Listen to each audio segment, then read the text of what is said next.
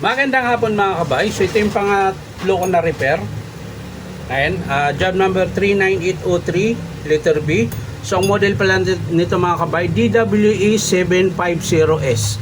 Ito po yung bagong modelo ng DeWalt na slim type. Ayan. So kung hawakan nyo, halos magsara na yung, magpang-abot na yung lalaki ko. Tsaka hintuturo. Ayan. So, ibig sabihin mga kabay, komportable kayong humawak nito dahil slim type siya. Ayan. So, ito po yung ipapalit natin mga kabay. Ayan po, armature. Ayan, bago po yan. Naka-plastic pa, naka-sealed. Ayan. Tsaka ito naman po yung carbon brush na. So, dito lang po yan mabibili mga kabay sa Powerman Hardware, 530 T. Alonso, Santa Cruz, Manila. Hanapin nyo lang yun, DeWalt na signboard. Ayan. So ayan mga kabay, kakabit natin dito.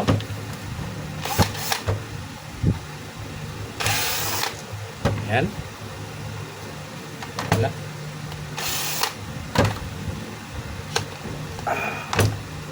At syempre, tanggalin na natin yung carbon na luma dahil papalit tayo ng bago. Ayan.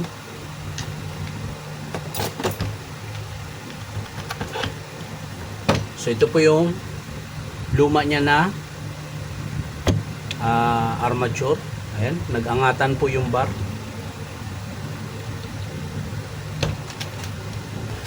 So ito pala mga kabay, hindi mo siya makakalas hanggat hindi nyo bubuksan yung sa gear case cover at tatanggalin yung nut na nasa loob.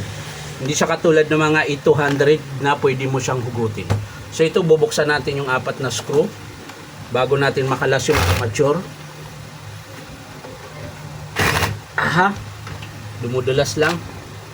So yan na mga kabay, natanggal na natin yung 4 na screw.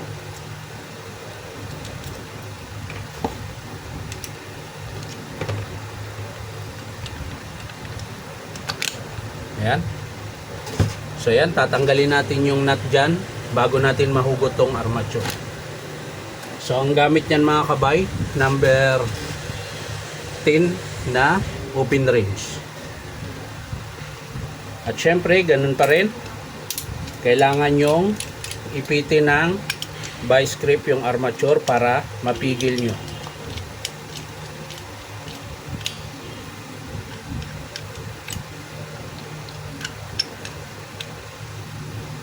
Yan.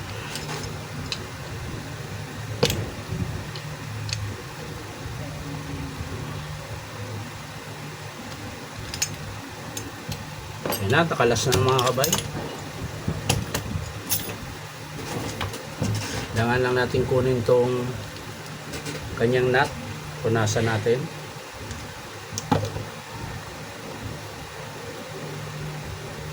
So ayan, yun po yung nut nya. Tapos hugot. Yan. So madali lang hugutin pag nakalas nyo yung kanyang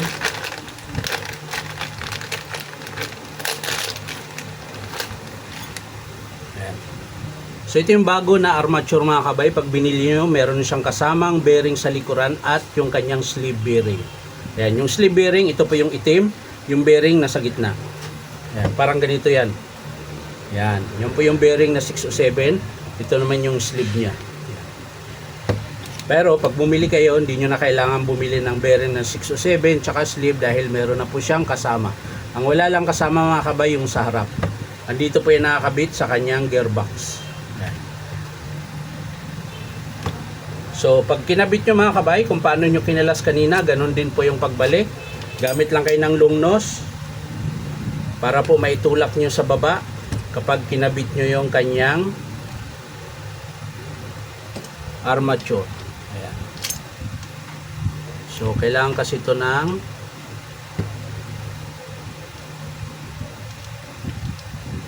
ayan. Sabay pukpok dito. Konti lang. O pwede dito sa taas pag ayaw gumana.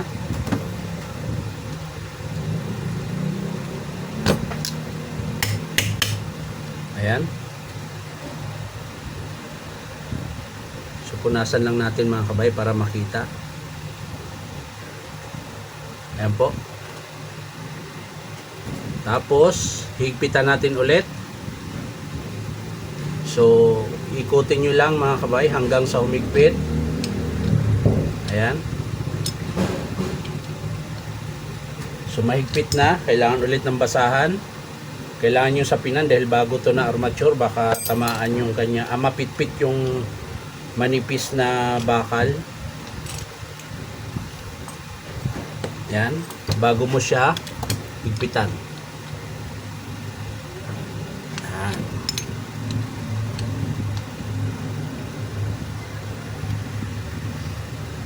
Yan. So okay na siya mga kabay.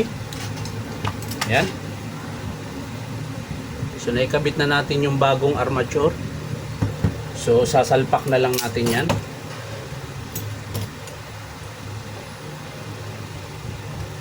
At syempre yung kanyang screw.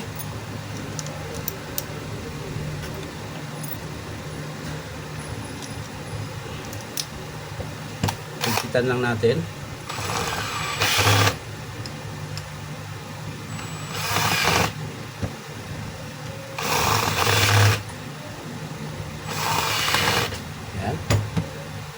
So okay na siya mga kabay, yung kanyang bagong bearing.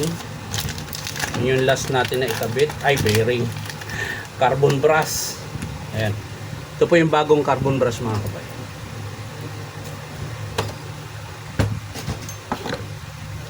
So angat nyo lang yung spring mga kabay kapag kinabit yung carbon brass, tapos balik nyo at syempre isusuksok mo yung terminal sa ibabaw. Gamit kayo ng long nose para hindi matupi yung terminal. Ganun din sa kabila.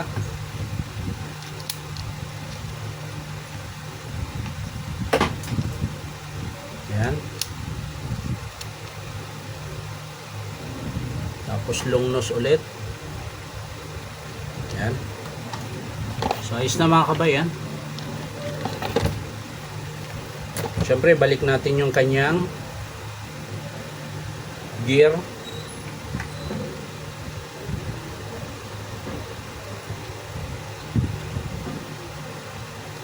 Ay lumapat, ikot-ikot lang hanggang sa lumapat. Yan.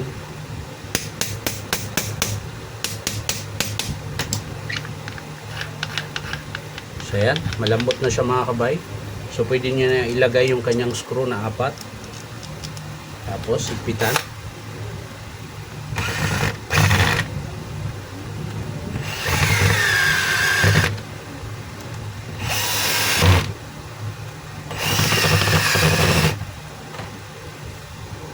So ayan mga kabay, nahigpitan na natin. So bago natin isara yung sa likod na takip, saksak muna natin kung matining ba yung andar.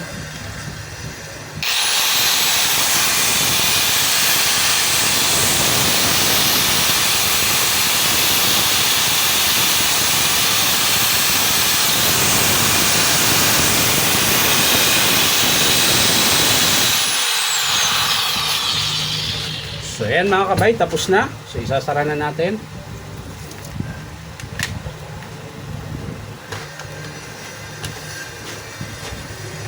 Ayan. Tapos screw.